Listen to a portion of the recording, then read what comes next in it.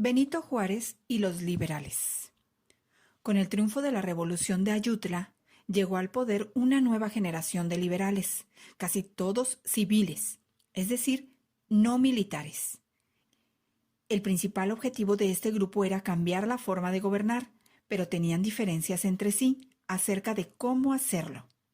Algunos consideraban que se debía cambiar lentamente para evitar una oposición violenta, pero otros creían en el cambio drástico y plantearon la creación de una nueva constitución. Esta última postura fue la que dominó entre el grupo liberal desde el triunfo de la Revolución de Ayutla. Entre los liberales destacados se encontraba Benito Juárez, un indígena zapoteca nacido en San Pablo Guelatao, en la Sierra de Oaxaca. Estudió en un seminario católico en el Instituto de Ciencias y Artes de Oaxaca.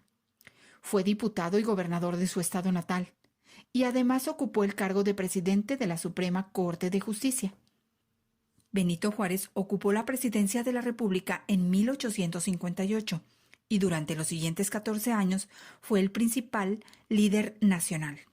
Su empeño por impulsar las reformas liberales y por defender a toda costa la soberanía de la nación lo convirtió en una de las figuras más importantes en la historia de México. Los liberales participaron en la elaboración de leyes, la administración pública, las guerras contra los conservadores, el periodismo y la vida cultural de la época. Algunas de las medidas adoptadas por los liberales ayudaron a desarrollar la democracia en el país. Sus propuestas originaron transformaciones políticas y sociales, como la organización de elecciones presidenciales y gubernamentales, la división de poderes, el respeto por la libertad de expresión, la separación de los asuntos religiosos de las decisiones de gobierno y la creación de instituciones educativas.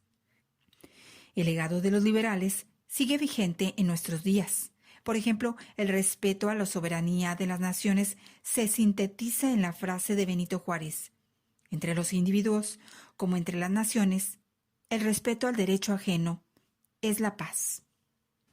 Aspectos de la cultura en México.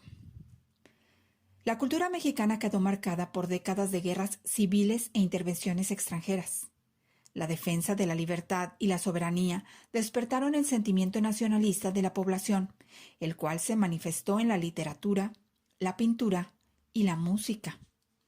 Así, en esos años, la cultura buscó resaltar la historia, las tradiciones, los paisajes y las costumbres que mostraran lo mexicano. En esta época surgieron los primeros libros escolares de historia nacional. También se editaron publicaciones como la revista Renacimiento, fundada por Ignacio Manuel Altamirano, que entre sus colaboradores tuvo tanto conservadores como liberales. Guillermo Prieto, Manuel Paino, Vicente Riva Palacio, José María Roa Bárcena y José Tomás de Cuéllar.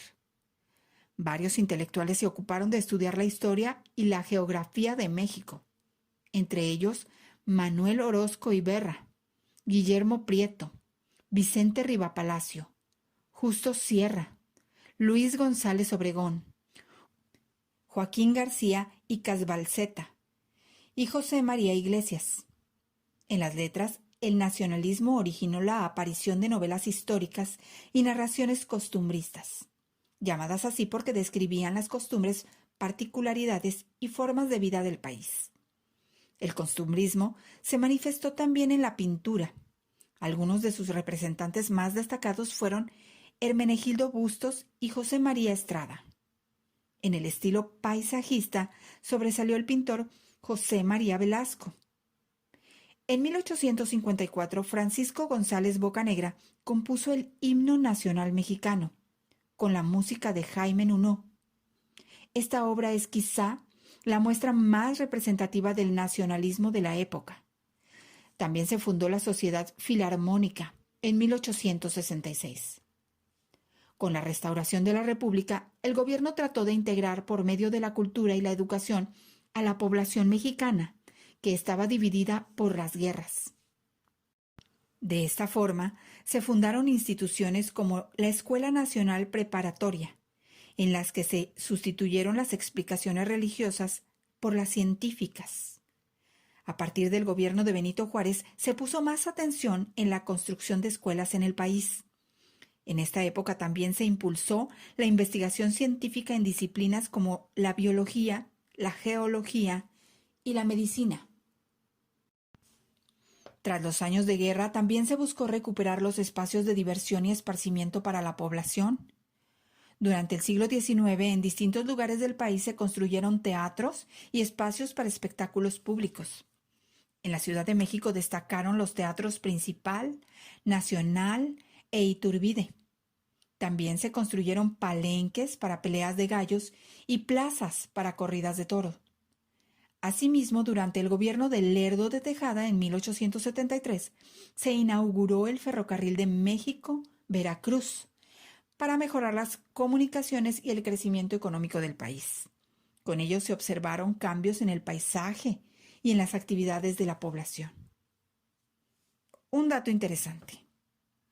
El himno nacional mexicano fue compuesto en 1854. Han pasado muchas décadas desde entonces. Por eso algunas palabras te parecerán extrañas.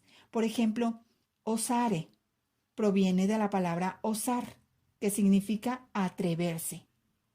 Blasones deriva de la palabra blasón, que se refiere a los escudos de armas de una familia o ciudad.